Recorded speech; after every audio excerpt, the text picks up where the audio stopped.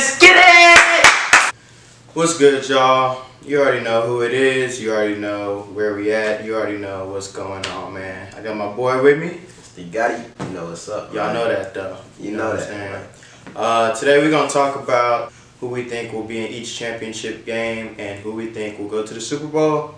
Then we're also going to talk about who's going to win it. You know what I'm saying? Because people don't want to hear who's going to make it. People want to hear who's going to win it. Who's going to win it? That's what matters at the end of the day. You know what I'm saying? So that's what we're going to talk about today. And before we even start, I just want to shout out you guys for, watching these videos. I appreciate it. Subscribe to the channel if you're new. You know what I'm saying? Share it if you're old. Share it if you're new too. That's cool. Alright, man. So we're going to kick it off with the NFC. Just go ahead and tell the folks who you got coming out of there, because, you know what I'm saying, we might have different opinions, we might have the same opinion. So, to start off with my NFC team, I got the New Orleans Saints versus the Philadelphia Eagles, the returning champions. And I think the outcome is going to be a little bit different. I think that the Saints are going to win this year and make it to the Super Bowl coming out of the NFC. Okay. I also, too, have the Eagles and the Saints, but we disagree in the fact that I think Philly will go back to the Super Bowl, you know what I'm saying? And I guess I'll get into it a little bit. For one, they have their MVP quarterback coming back. There should have been MVP, I should say, because he didn't win it. He definitely would have won if he would have won if he didn't get hurt. Yeah. And the man I'm talking about is Carson Wentz, you know what I'm saying? Best quarterback under 25 in the league. Go debate your mother. You know what I'm saying? He's got Alshon. He's got Nelson Aguilar, who... not a great receiver, but a very good receiver. They have a full season of Jay Ajayi this year, who came on strong late last year. And then that defense, it's not the greatest on the outsides in terms of cornerbacks and stuff, but they are a really good front seven, and they are a very fast defense. And I think that can help when you match up against the Saints. One thing to remember is that we're talking about with complete health, like 100%. 100% health, yeah. Everything. As they are right now. Right. Not... like next week it could change, somebody could get hurt. That's a fact. But as of right now, that's what we're talking about. So with that being said, I obviously think the Saints are gonna win, like I said earlier.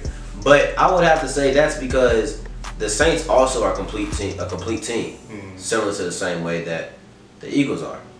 But the difference is, I don't believe in the Eagles defense. The Eagles offense, because for the simple fact that I just don't know what I'm gonna get out of there.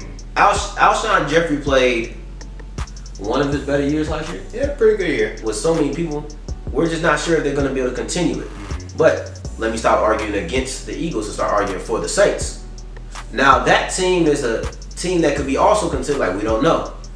Alvin Kamara came out of nowhere, rookie. Right. Marshawn Lattimore, rookie. Marcus Williams, rookie. That team all together was rarely new in New Orleans. But I see them getting better. They have probably the most underrated defensive lineman in the NFL in Cam Jordan. That's a fact. And then also, the biggest hole that a lot of people who, from the outside looking in, didn't see was the slot corner. So what do the New Orleans Saints do?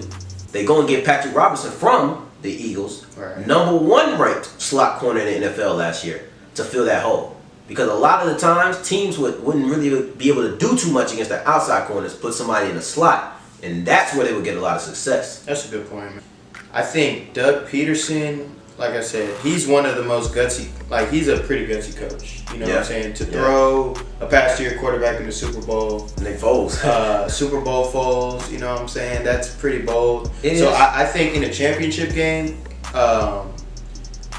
just that level of, you never know, the level of surprise that could happen. I hear that. I hear that. And I know Sean Payton's known for that too, but I think in this stage of Drew Brees' career, I guess, it's less likely to see that than, you know what I'm saying? Since we're going to talk about Brees, I didn't even get to Brees. That's the advantage. I didn't even get to Drew Brees. Hall of Fame quarterback. Underrated. I got to stop using underrated with the Saints, but it's so accurate with a lot of this stuff. Underrated career and resume. I only say underrated because he's never won an MVP. Michael Thomas. Very underrated. It really hates to be able to say. I gotta find a new word. Very underrated. Very slept on. There we go. We're gonna say slept on, underrated. Same thing. And I think that receiving core is gonna come on pretty strong. I think that we'll see the old passing attack of the Saints, matched with a consistent run game, making them one of, if not the most complete offense in the NFL, go against one of the more complete defenses. This could be definitely a toss-up. Heads the Saints, tails the Eagles. Yeah, hey, I agree with a lot of what you're saying. I just, you know what I'm saying, I think experience of the moment plays a factor, and I think the Eagles have that right now over the Saints. But we will definitely see. And so AFC talk, I'm going to just go ahead and give you my two teams first this time. I think Patriots will make it, and then I got them playing the Steelers in the championship game. Out of those two teams, man, I'm going to get an edge to the Steelers. For one, if you guys don't know, I'm a Jets fan. What? Bro, what are you talking about, man? So anything Patriot related, I hate. But at the same token, I can't see an AFC championship game without seeing Tom Brady in there. And it hurts my heart to say that, but it's very true. I mean, the guy's just a winner.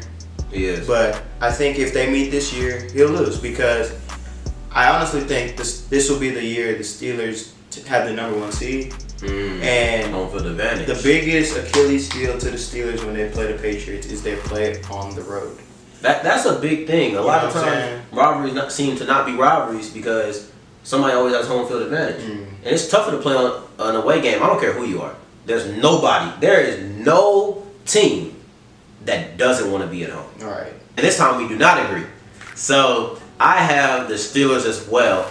And if you watch my top 5 videos, shameless plug, you dig? We're gonna plug that in there. Oh, put it right there. But if you watch my top 5 video, I have the Steelers and the Jaguars as my top 2 AFC teams. And I think that they're going to meet in the AFC Championship game. Strictly kind of off intuition. There's been a lot of things coming out of New England, which is kind of rare. And it's not NFL sanctioned for the most part. Minus the suspension of the first 4 games for Julian Edelman. We've seen Deflategate, we've seen Spygate. That's things that have been leaked here and there, but that's usually being reported. Right. Now you have a suspension. You have stories about Jimmy Garoppolo. You have people thinking Tom Brady might be on his last leg. Not just because he's getting old, because it seems like Bill Belichick thought that and never wanted to get rid of Jimmy G. Things just feel weird in Foxborough. So for that reason, I'm going to have to say this might be the year. They made it to the last 6 AFC championships, but this might be the year that. So with that being said, I have the Jaguars winning, because I think that if the Jaguars can get to the AFC Championship game, it's not a guarantee they will. Because with the rise of Houston, they're definitely going to have a tougher road. Right. But if they can get a higher seed and can make it to the AFC Championship game, I have them winning. Okay. And playing the New Orleans Saints. Okay. Similar to a lot of teams in the NFC, they have a complete defense. All 3 levels. Fact. They have, I want to say, the reigning defensive player of the year in Calais Campbell, correct? Fact. They have one of the most outstanding, if not the most, I'm going to say the most outstanding cornerback duo. They're pretty good. They have Miles Jack and Telvin Smith on the outside. Paul Peluzny just retired. We're not quite sure what he's going to do, but I think Taron Bryan is going to be joining in on that rotation. So there's a lot of good things going on there. The only question that people have to ask. I'm going to say it. It's Blake Bortles. He's not. And I believe in Blake. I believe in Blake, man. Listen, man. It's Blake, man. Like, it's Blake. If Blake can pass the ball good enough to get 7 in the box, the Jacksonville Jaguars will touch the Super Bowl. Because they now live for that average. I agree with you. 3.9 a year. I agree with you, but I don't think he's good enough to do that. Like, he's bad. Blake or Andy Dalton? Andy Dalton. Okay, I see what you're saying. Okay, Andy Dalton. Okay, Andy Dalton. So now you're below average. Andy Dalton is the standard for average. Yeah. Leonard Fournette will average about 4.4 to 4.6 yards a carry, a 0.7 increase from his last one, and he'll have the same amount of touchdowns. And that's why the Jacksonville Jaguars will get to the AFC Championship game. Bold take, man. But yeah, like I said, I got the Steelers. You got Antonio Brown on one side. You got Juju on the other. Darius Heyward-Bay, speed threat still. Yeah. And if Le'Veon's head is screwed on properly about the season, man, he's gonna be Le'Veon. He's gonna be a top 3 back, as he always is. Yeah. Big question marks on their defense, you know. but I just think their offense is good enough. And in today's league, where yes, defense wins championship game or championships, offense and offensive talent can keep bad defenses off the field. And I think they could possess the ball like crazy because they can pick up first down after first down. AB is a receiver who can do anything. He can go deep, but he can also be a possession receiver. And I trust Big Ben way more than I trust Blake Bortles. Jaguars have an elite running back, but he's not as elite as the Steelers running back. I can't name 3 Jaguar receivers.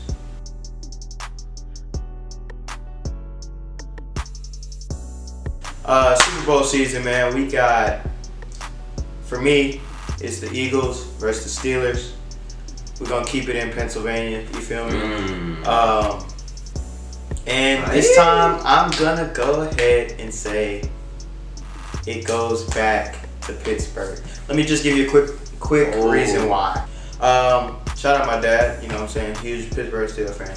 Anyway, bias everywhere. He got no bias. I'm a Jets fan. They're like, and that's why he had the Patriots losing, and now his dad's a Steelers fan. Did he that's why he got the Yo, bro, this is bias, bro. Right, I'm done, bro. You can talk in a minute, bro. I'm through with you. I got the Saints winning the Super Bowl. Straight up, straight like that. Point blank period. All that. You hear me? But look, I gotta win it for more reasons. Go ahead, bro. Okay, so I got the Saints versus the Jaguars. This was the first preseason game, ironically, that the Saints played. And even in a series, Jalen Ramsey was already complaining about Mike Thomas' physicality. So I really want to see this. I want to see that same energy is going to be there for a full game. You know what I'm saying? Like 60 minutes of play, is Mike Thomas too physical? I think Mike Thomas is underrated. Nobody underrates Jalen Ramsey. We seen him go against Xavier Rhodes last year. See him go against Jalen Ramsey. Be interesting. I think that the Saints can run the ball good enough and pass the ball good enough to get by. It'll be a really low-scoring game because I think that the Saints defense will be good enough to hold back Blake Bortles and maybe Leonard Fournette as much as possible. Because Blake's trash. So right. For that being said, I'm gonna throw a. I don't think nobody's gonna score more than 21. So you know what? I'll say a close game, 24-21. New Orleans Saints, your Super Bowl champions. Okay. Like I said, I had the Steelers and the Eagles. I'm gonna go Steelers in the fact that I think they'll have an easier time in their championship game than the Eagles will. And I also think I got Big Ben as a better quarterback than Wentz. Barely. It's very close. But I think in the point of his career, he knows how to win. He's won before with less in terms of like weapons. He's had better defenses. Yeah, but it definitely had better defense. But his weaponry has been less, and he's won. With that said, I think Antonio Brown, Juju, Darius, they will have a field day going against the Eagle corners. Yeah. And the interesting matchup is going to be, can the line give Ben enough time to put on some, for his receivers to put on some double moves, yada, yada, yada. I think, they can hold up just well enough. They're all very well seasoned on that line. Not the best line, not the worst line by far. They can slow down Ajayi because, like I said, Mike Tomlin, they just know how to win. So I would predict this one being more of a shootout type of game. I'm going to say 31 Steelers, 24 Eagles, and the game ends on a kneel down. I'm getting specific with it, you feel me? And the Lombardi will go back to Pittsburgh, man, and that'll be number 7. Mind you, these are just predictions. Will we be right? I'll be right. He'll be close. Who will be right? But without any further ado, man, thank you guys for watching. And we're going to get out of here, man. Y'all be easy. For the little clothing. What's good, y'all? It's your boy B-Day. This is Swing the Rock. I appreciate y'all for clicking on this video. Go ahead and share this video for me. Turn notifications on for the channel. I appreciate all the support, man.